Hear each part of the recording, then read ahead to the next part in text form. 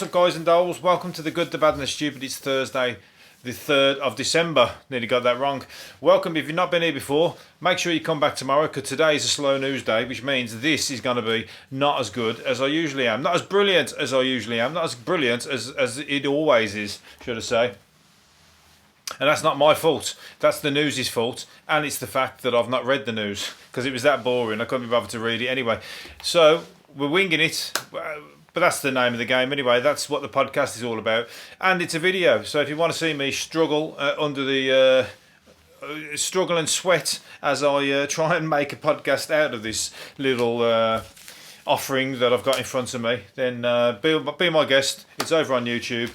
You can enjoy my me panicking, or not panicking, pretending to be professional, but actually panicking underneath. Because, you know, I want to do a good job for you. You're listening. I don't want to, you know, I don't do this for free for nothing. I do this for free for nothing. I do this for free for nothing. Anyway, I do it for free and I do it for nothing. I do both. Anyway, moving on. Enough about me. Did you go to the pub yesterday? Who went out for the first day in the pub? Everybody went out to the pub, and it was all getting mixed signals. Some people were going out and they were getting... I had a friend who went out and they ordered 5 starters between 3 of them. They thought they'd have a bit of a, you know, you got to order, but they said, no, sorry, that's not a substantial meal, so you can only have 1 pint. Only one of you can have 1 pint, because that's not a substantial meal, even though there was 5 starters. So they thought they was going to have a bit of a tapas thing. So they couldn't have only one could have a pint, so they had to end up drinking cans in the street, in the car park. So that one didn't go down too well. And the same thing's happening with other people. You go into a pub and they're saying you can only have 2 hours. You can have a meal, but you can only stay for 2 hours. So you're having the meal just so that you can go to the pub, and then you have your 2 hours. But then, so you've got to go to another pub then. But then you've got to have another meal. So you've got to make sure you're really hungry. If you want to go out for the whole night, you've got to make sure you're very, very hungry. Otherwise, it's not going to work, is it? If they're limiting your time, you know, if you can make that meal stretch, just go in the one pub and have a 3-course meal and stretch that over fucking 4 hours. Do that. Just drag it out. Eat as slow as you like. Eat as slow as you can. Really like slow chew. As soon as you finish your plate, they can go, right, sorry, we need that table. But if you haven't finished a meal and you're still chewing it, if you got false teeth, bring somebody out with you with false teeth. Say they forgot the teeth, and they'll have to be the fall guy. You know, like the driver. When you take a driver out with you, and everybody's having a great time, but the driver's got to stay sober, and he fucking hates it. This is going to be the person who's got false teeth. They've got to come out and take one for the team. They'll have to forget their teeth, and they'll have to come out. You can buy them a meal for free, and they just have to suck everything and make it last for about 4 hours. And you go, sorry, they're not very well, and we've brought them out for the birthday. Just some bullshit. You know it is. You got to bend the rules to your own favour. I didn't even bother going out. I drank in the house to celebrate it. So I'm like, I've done the. I'm fully institutionalised now. I'm fully, totally stuck indoors. I'm him indoors now. I'm a curtain twitcher. Anyway, what was I going to say? Millions of Brits. I'll have to get out for Christmas time, I guess. Millions of Brits will spend £200 less on Christmas presents this year. So it's a perfect year to 1, say you're skint, 2, say you haven't been able to go to the shops, 3, say you the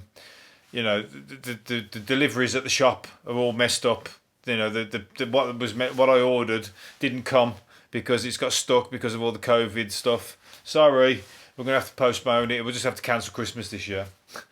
Perfect time. Or let's go back to the 1950s, where you just got like a sock and you put like an orange and an apple in it. Orange and an apple and a 1 square of a piece of chocolate in it. And you go, think yourself lucky, this is what we used to have. And now you've only having to do it for 1 year. You can get back to all your presents in that year, and still people will be punching the floor like a sport brat. You know, like screaming and punching the floor, kicking and punching the floor. Where's my perfume? Where's my perfume? Where's my what's it called? Where's my Xbox? I wanted an Xbox. You've got me a fucking orange and an apple. Well, hard times, where everybody's on hard times, so spend it, or do it one better, spend it on yourself rather than get presents of stuff that you don't even want. That's an even better one. An oversized jumper, slippers. You know, you buy somebody good presents and they buy you a load of shit. You got to do, just say, forget it. You buy yourself something. I'll buy myself something. I'll thank you for doing that, and you can thank me for letting you do that. Anyway, moving on. I'll tell you what, we've killed a bit of time. It's a slow news day, but I managed to kill 5 minutes on that subject. So anyway, moving on. A shopper who accused Waitrose of shrinking the toilet rolls. Some people. This person is obviously. All they've had to do, the toilet roll, one of the toilet roll, what's it called? Lunatics. Toilet roll lunatic, I'm going to call her. But she went to the super, bought some toilet roll from Waitrose, and she said it was smaller than they usually are. So she counted all the sheets, and she found it to be exactly the same number of sheets. So she was wrong, and she had to apologise. And she said she hasn't got a life, so she's going to count all the sheets to find out what's right. And she was wrong, so she's put that all over Facebook, complaining, trying to get a name out there, trying to bring Waitrose down, saying you what's going on? You're shrinking your toilet rolls, and unfortunately, it's come back to bite her, and everybody's on there now dissing her. It's because the cardboard tube was smaller. It does look smaller, but it's the cardboard tube is smaller, not the toilet page, not the pieces of toilet paper. Anyway, there you go. More for you, you toilet roll lunatic. What's your name? Should I name and shame her? Sonia Rudd. She's kicking up a stink about the posh supermarket. She wanted free toilet roll. That's what she wanted. She's been buying all, getting all the toilet rolls, and now she's ran out of money. And now she wants even more free toilet roll, even though a spare room's full of toilet roll, I imagine. She's still got this addiction now to buying toilet roll, and she's after some freebies. That's what I guess. That's what I'm hazarding a guess. I'm being facetious, I think, if I've used the word correctly. Anyway, a pair of trainers, one-of-a-kind trainers, are set to be bought for $1 million. What? £749,000 at a charity auction. Adidas sneakers with an artistic makeover includes delicate porcelain overlays and hand-painted leather finishing. What the hell? ZX80,000. I'll tell you what, my favourite thing is things selling for a fortune that you would have no idea. You got to. They're out there. They're out there. You could be a millionaire just from get around the markets, pick something up. Obviously you got to have something about it. You can't just buy all the old shit. I see people coming back from the markets, and they even take all the free stuff, because at the end of the day, all the clearance guys go, everything's free, take it away. And they take it away, bags and bags and bags of it, because I hope one of the things in there is going to be worth something. They must sit and sift through the whole lot, find none of it's worth something, and then that just becomes part of their house, and they're the hoarders. And that's when you see them on the TV later on in life, the hoarders. But this one, they've come up trumps. 700. I never even would have even thought to look at a pair of trainers. I think they'd be 750 grand. I will be now. I'll be fucking checking out any rare Nike or any rare Adidas. I know some Nike Jordans went for the same kind of money before. Well, in fact, weren't the same. It was about 350 grand. So, fucking hell, there's money in tat. I'm telling you now. Money. It's usually not where you would think to look. A former filmmaker has turned his hand to erotic fiction at the age of 86. He's penned a novel called A Young Man's Awakening. Is it gay? Is it a gay one? A Young Man's Awakening. I'm very happy to be known as Britain's sauciest pensioner. So it's the writer who said his book makes the novel 50 Shades of Grey look tame. There you go. Well, no, but Young Man's Awakening, it could be all about women in that as well, couldn't it? So he's 86 and he's reminiscing. He's obviously he can still get it up, but obviously nobody's really going to be digging an 86-year-old, are they? Maybe his wife's gone. He's probably because as a young man, as a man at 86, would you still be looking?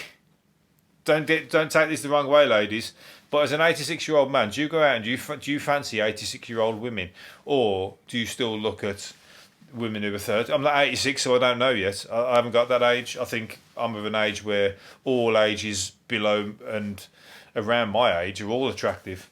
But I don't necessarily look at anybody who's 86. So I'm wondering about the 86-year-old. Same for you, ladies. You probably look at 86-year-old men and think, fuck, that old wrinkly bag of washing. I'm going for a toy boy. I'll have his money. I'll have the bag of washing's money, and I'm going to go and look for a toy boy. and he's going to entertain me, and I'm going to keep coming back and taking his money because he's a dirty rich old man and he'd only use me anyway. So now I'm going to take him for all the things that I knew about him that I never said anything. Now it's my turn. Anyway, that's just again me being facetious, if I'm using the word correctly.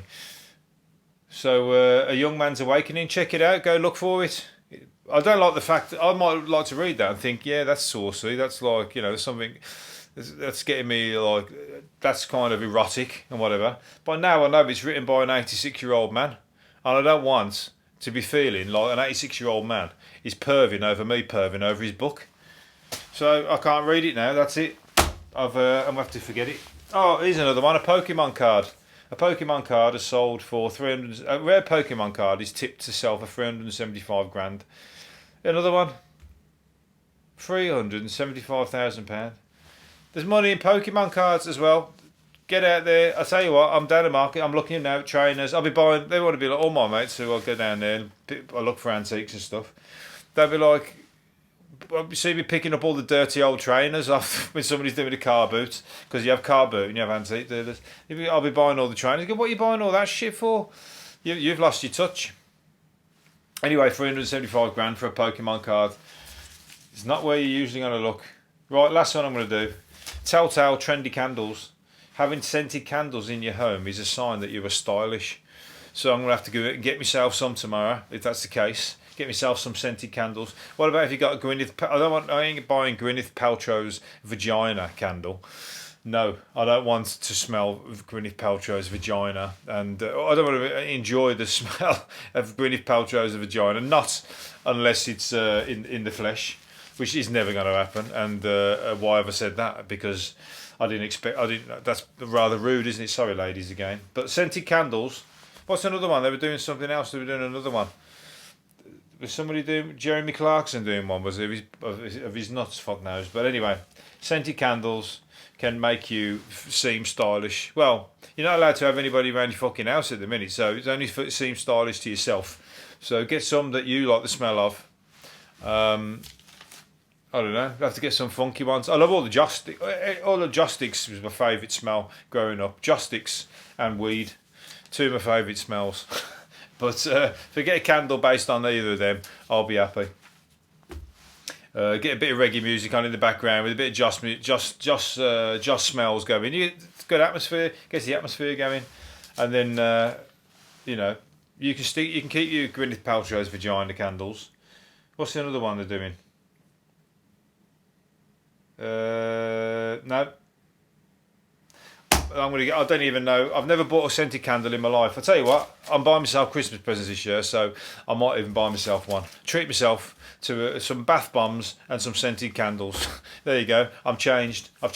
There you go. I've got to get out of the house to go and buy them first, and I'm a little bit institutionalised, so I'll kind of I feel like a bit of agoraphobic after this lockdown. So I might or I might not. Anyway, I'm leaving it there. I'm rambling. See you again tomorrow. See you later. Bye.